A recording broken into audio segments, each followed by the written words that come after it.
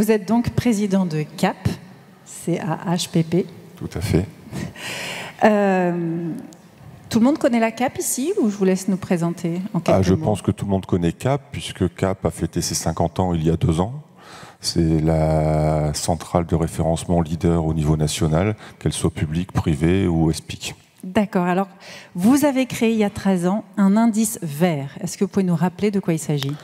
Oui, il y a 13 ans, l'indice vert est né. Alors cet indice vert a évolué forcément sur les années, mais cet indice vert est le premier indice et le seul indice aujourd'hui qui est sur preuve.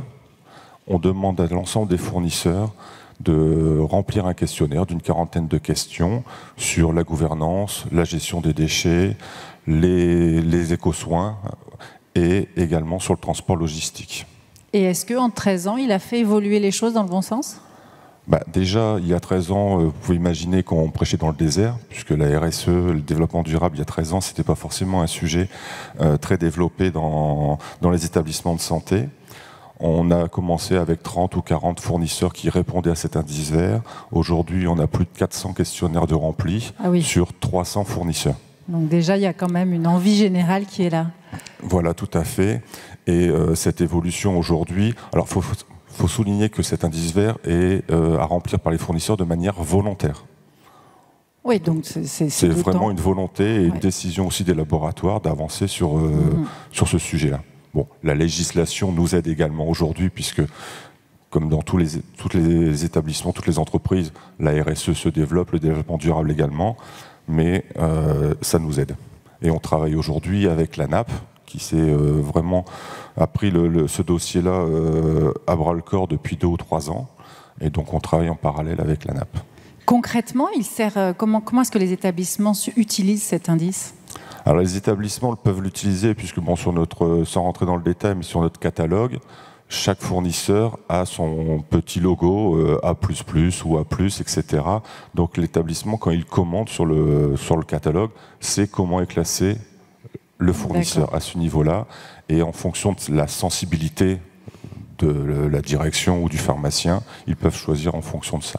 Et ça marche, ceux qui ont ce logo sont... Ah oui, ça marche beaucoup, puisque les établissements aujourd'hui sont intéressés également pour connaître leurs achats au niveau du côté vert, plus ou moins à 80%, 50% d'achats à ce niveau-là. C'est un logo, c'est pas un label, ils ne sont pas labellisés les fournisseurs?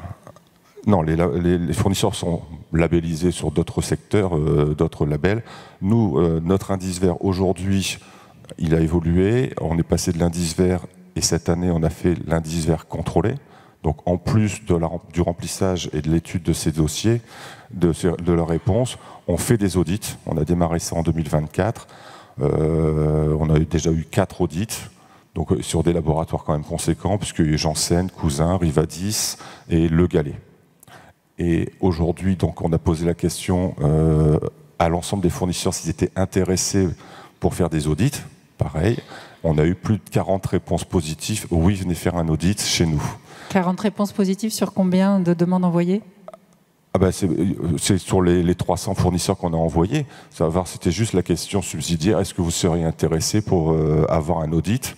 Donc 40, ça fait plus de 10% intéressés pour répondre et avoir cet audit-là. Donc on a une 3e marche qu'on va essayer, vous parlez de labellisation, ça sera courant 2025, c'est de faire labelliser notre indice vert pour qu'il soit reconnu et généralisé un petit peu, puisque la crainte c'est que les fournisseurs aient demain à remplir 3 à 4 indices pour pouvoir répondre en fonction des fournisseurs, en fonction de ça. C'est pour ça qu'on travaille avec les instituts, les agences d'État, pour se dire que cet indice vert soit, on en rêve, l'indice de référence. Évidemment. Alors ça, c'est pour le côté vert, la responsabilité environnementale des fournisseurs. Est-ce que vous avancez sur la qualité de vie au travail des établissements?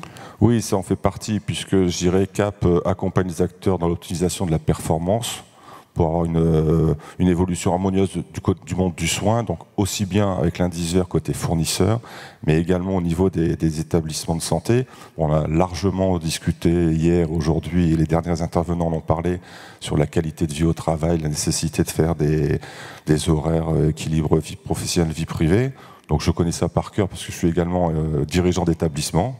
Donc je me suis reconnu avec les derniers intervenants. Par contre, dans mon établissement, et c'est comme ça qu'on a mis ça en place, on a remarqué que bien souvent les soignants sortent du lot, ils deviennent managers, sont managers de proximité, mais n'ont pas forcément eu les outils nécessaires pour manager la formation de base, etc. Et on est parti sur le principe que des collaborateurs bien managés sont plus heureux et que les managers de proximité bien formés sont plus à l'aise pour justement manager, et ça fait partie de la qualité de vie au travail. Et je dirais c'est toute une chaîne qui s'améliore en dehors des horaires, etc. C'est la chose en plus. Donc on a créé un programme de formation qui n'est pas le programme de formation classique pour tout le monde. On part d'un diagnostic de l'établissement, puisque chaque établissement a sa vision, ses défis à relever. Et une fois qu'on a fait ce diagnostic, on monte le programme en collaboration avec la direction des soins, et on l'adapte également sur le temps, puisque chaque établissement ne peut pas mettre 15 personnes une journée ou 3 jours d'affilée. On peut venir en demi-journée, en journée. Enfin, c'est vraiment adapté pour les établissements. J'ai vu que CAP travaillait à une économie pérenne du secteur. Or, on a entendu évidemment depuis hier matin toutes les difficultés qu'éprouve le secteur du privé. Est-ce qu'il y a des pistes écolo, entre guillemets, des sources d'économie qu'ils ne font pas aujourd'hui et qu'ils pourraient faire? Alors, qui dit RSE, écolo ou produits plus propres ou produits français ne veut pas forcément dire plus cher. Après, il faut voir vraiment la vision sur un achat, de voir le cycle de vie complet du produit. Et c'est là où on voit vraiment s'il est plus cher. Il peut être plus cher facialement, mais derrière, la maintenance ou les consommables sont moins chers. Alors, je n'ai pas la recette miracle. Pareil, je sais très bien les difficultés financières que rencontrent les établissements. Mais par exemple, je prends un exemple tout simple, les masques que tout le monde connaît aujourd'hui. On a réussi à référencer des masques français au même tarif que les masques ailleurs. Et c'est vraiment le sujet aujourd'hui, puisque concernant l'indice vert, je reviens sur l'indice vert, le 4 octobre, on aura notre grande journée de remise des prix des fournisseurs, et elle est mise sous l'égide de la journée souveraineté et soutenabilité. Qui est pas forcément qui est un équilibre à avoir entre les deux, mais pas forcément à avoir. Mais on y va, et petit à petit, les petits ruisseaux font les grandes rivières. Donc j'espère pouvoir avancer là-dessus et d'aider les établissements à pouvoir développer leur RSE, développer les achats responsables, sans pour autant que ça leur coûte plus cher. Et ça remplit en plus les critères de la HAS, qui au niveau du développement durable et de la RSE, les critères deviennent de plus en plus difficiles et de plus en plus nombreux. Alors, je vais vous poser une question personnelle et en même temps très pratique, toute simple. Mon fils a fait un séjour à l'hôpital longue durée à un moment. J'étais effarée du nombre de serviettes de toilette qui étaient utilisées par malade.